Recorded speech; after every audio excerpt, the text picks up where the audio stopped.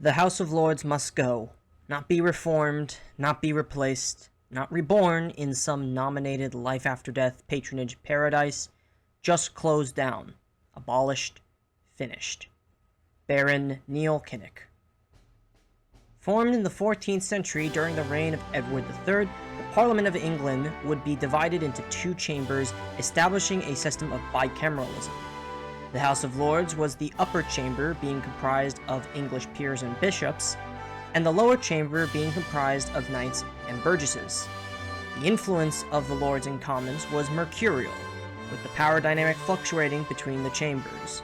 But by and large, both chambers held great importance in deciding legislation and collecting taxes. While the modern UK sees the Commons hold clear superiority over the Lords still play a vital role in Parliament in passing laws. Today in England, many, however, have called for the House of Lords to be either outright abolished or essentially turned into an elective Senate. The common charge against the House of Lords is that it is undemocratic and unfair to have unelected members of Parliament serve for life. I join these individuals in their call for reform, but I believe the opposite action should be taken. I believe the 1999 House of Lords Act and the 1911 Parliament Reform Bill, along with the 1949 Amendment, should both be repealed and the Lords restored to their former glory. A bit of background on these bills. In 1909, a new budget proposed by future Prime Ministers Lloyd George and Winston Churchill was rejected by the House of Lords for the first time in centuries. The Lords became concerned the budget was too socialist, calling for expansive taxes on land and wealth as a means to fund wealth redistribution and welfare programs. Liberals in the House of Commons claimed this rejection was a violation of the non-existent British Constitution and undemocratic. Despite this, the Lords did not completely kill the budget, and instead made a proposition. Since the Liberals did not have an outright majority, the Lords argued the budget wasn't truly in the people's interests. So they said if the Liberals gained a majority in the next election, they would pass the budget. As 1910 rolled around, the Liberals retained their plurality but failed to hit an absolute majority, leading to a hung parliament. They eventually formed a coalition with the Irish and Labour parties, and the Lords passed the budget. Despite passing the budget, this was not enough, and Lord George and H. Asquith called for the abolition of the House of Lords. They eventually compromised and passed the 1911 Parliament Reform Bill, which stripped the Lords of their involvement in voting for budgets and much of their role in the legislative process, only being able to veto a bill twice. King George V then played the oldest trick in the Crown's bag in threatening the Conservative Lords to agree to the bill or he would pack the House with Liberal Lords. And with that, the House of Lords signed their own death certificate. They were now officially subordinate to the House of Commons when they had previously been equals.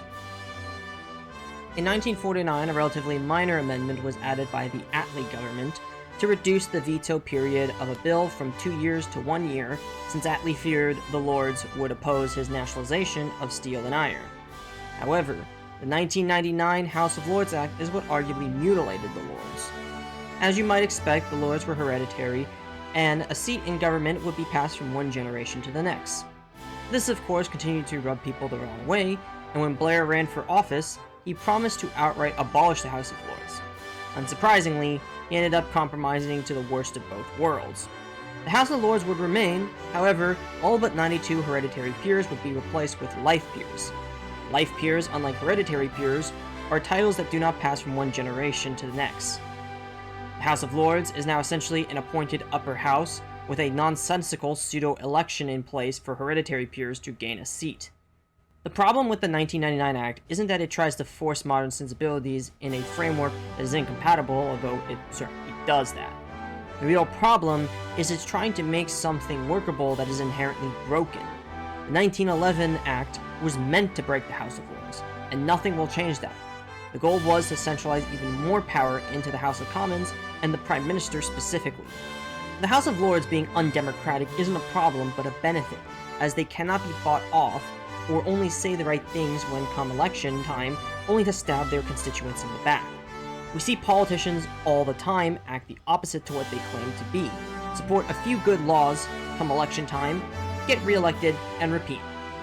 It being hereditary also isn't a problem, as it provides a direct lineage and tradition for one to strive for, especially if they know their children will inherit their role. Yes, there will be bad lords, but there are just as many, if not more, bad members of Parliament in the House of Commons. And the notion of just vote them out assumes the replacement will be an upgrade, which is rarely ever the case.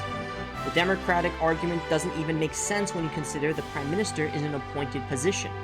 The people do not directly vote for the Prime Minister, they vote for the majority party, who then nominates a person of their choice for the King to make Prime Minister. You could say that's indirect democracy, but given the fact the Prime Minister is the de facto executive of the nation, as the King is a ceremonial role now, why not just have direct elections for the Prime Minister? The House of Commons may represent the individuals of Great Britain, but the House of Lords represents the general interest of the UK. There's an important difference between the individual and the general state. As such, it should be by reason and virtue of both interests, and not by mob rule that law is decided.